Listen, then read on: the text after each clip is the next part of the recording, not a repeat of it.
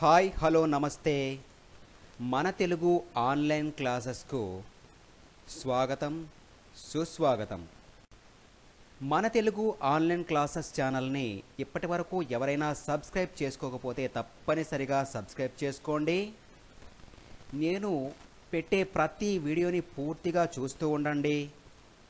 Like చేయండి, comment చేయండి, వీలైతే కొద్దిమందికైనా తప్పనిసరిగా షేర్ చేయండి. నేను ఈరోజు ఈ వీడియోలో స్వాతంత్ర్య దినోత్సవ వేడుక గురించి కొన్ని మాటల్ని మీకు చెప్పబోతున్నాను. సరేనా? అందరికీ నమస్కారములు. ముందుగా భారతదేశ పౌరులకు, భారతదేశ ఆచార వ్యవహారాలు, మన సంస్కృతి సాంప్రదాయాలు నచ్చిన పెద్దలకు, పిన్నలకు మరియు భారతదేశంపై భక్తిభావాలు గలవారికి, భారతదేశ ప్రజలపై ప్రేమాభిమానాలు ఆప్యాయతలున్న ప్రతి ఒక్కరికి పేరు పేరున హృదయపూర్వక స్వాతంత్ర్య దినోత్సవ శుభాకాంక్ష. ఈరోజు మన దేశ ప్రజలందరికీ చాలా ముఖ్యమైన రోజు. ఈరోజు మన దేశ ప్రజలందరికీ చాలా ముఖ్యమైన రోజు. జాతి, కుల, మత, చిన్న పెద్ద, పేద, ధనిక భేదం లేకుండా ప్రతి ఒక్కరూ ఆనందంగా పండుగ చేసుకునే రోజు. ఎందుకంటే 1947 ఆగస్టు 15వ తేదీన భారతదేశం 100 ఏళ్ల బానిసత్వం నుంచి విడుదలైంది. దానికి గుర్తుగా భారత ప్రభుత్వం ఆగస్టు 15వ తేదీని భారత స్వాతంత్ర్య దినోత్సవంగా ప్రకటించింది. అప్పటి నుండి ప్రతి ఏటా ఆగస్టు 15వ తేదీన మన జాతీయ జెండాను ఎగరవేసి స్వాతంత్ర్య దినోత్సవ సంబరాలు జరుపుకోవడం, పోరాట వీరుల గాథలను స్మరించుకోవడం మన ఆనవాయితీగా మారింది. భారతదేశ చరిత్రలోనే మరిచిపోలేని, మరుపురాని చారిత్రక క్షణాలకు అద్దం పట్టిన రోజు ఇది.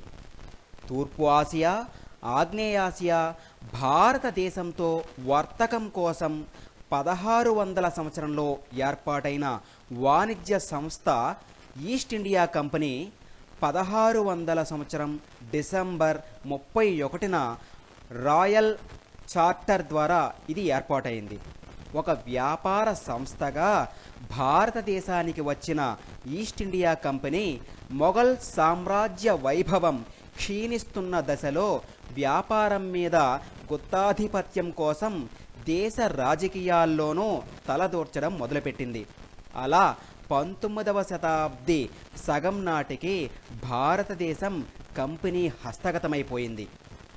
ఇలా దాదాపు 200 సంవత్సరముల పాటు బ్రిటిష్ పాలనలో ప్రజలందరూ ఎన్నో కష్టాలు పడ్డారు. ఎలాగంటే ఒక మహాకవి చెప్పిన చిన్న ఉదాహరణ చూడండి.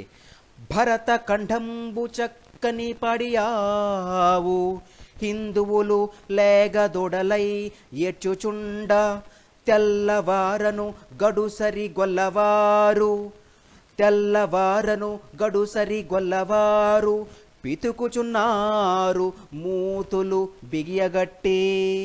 ఎలా చెప్పారు?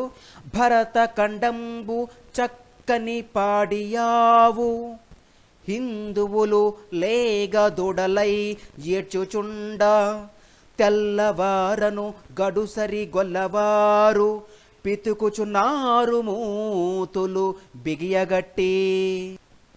అంటే ఒక గొల్లవాడు ఆవు యొక్క దూడను ఏ విధంగా పాలు త్రాగనీయకుండా దూరంగా తాడుతో కట్టేసి ఆ దూడ తాగవలసిన పాలన్నీ తను పిండుకుంటాడో, అలాగే పాడి ఆవు లాంటి మన దేశ సంపదను మనలను అనుభవించనీయకుండా తెల్లవారు మన సంపదను పన్నుల రూపంలో దోచుకుంటున్నారని ఈ పద్యం యొక్క.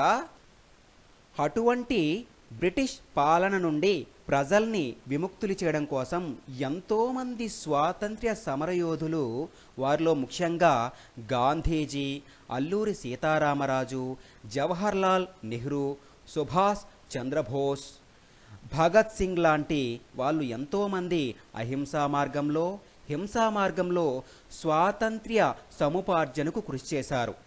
వీరిలో ముఖ్యంగా చెప్పుకోదగ్గవారు గాంధీజీ. ఈయన అహింసా పద్ధతి ద్వారా స్వాతంత్ర్యాన్ని మనకు తీసుకువచ్చారు.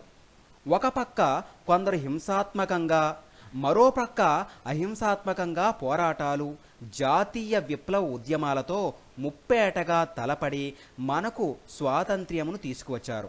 అటువంటి స్వేచ్ఛా స్వాతంత్ర్యం గల మనం ఎల్లప్పుడూ దేశమును ప్రేమించుమన్నా, మంచి అన్నది పెంచుమన్నా, వట్టి మాటలు కట్టి పెట్టోయ్, గట్టి మేల్తల పెట్టవోయ్.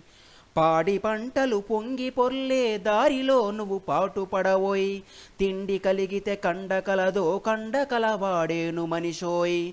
సొంత లాభం కొంత మానుకో, పొరుగు వారికి తోడుపడవోయ్. దేశమంటే మట్టి కాదోయ్, దేశమంటే మనుషులోయ్ అని అటువంటి మన దేశం యొక్క గొప్పతనమును మనం ఏ దేశమేగినా, ఎందుకాలిడినా, ఏ పీఠమెక్కినా, ఎవ్వరేమనినా పొగడరాని తల్లి భూమి భారతిని, నిలుపురాని జాతి నిండు గౌరవము అని రాయప్రోలు చెప్పిన విధంగా ప్రతి ఒక్కరూ ఏ ప్రాంతానికి వెళ్ళినా, ఎంత ఉన్నతమైన స్థానానికి చేరుకున్నా మన దేశ ఔన్నత్యమును చాటి చెప్పాలని తప్పక చెబుతామని మనందరి తరపున మాట ఇస్తూ ఇంతటితో సెలవు తీసుకుంటున్నాను.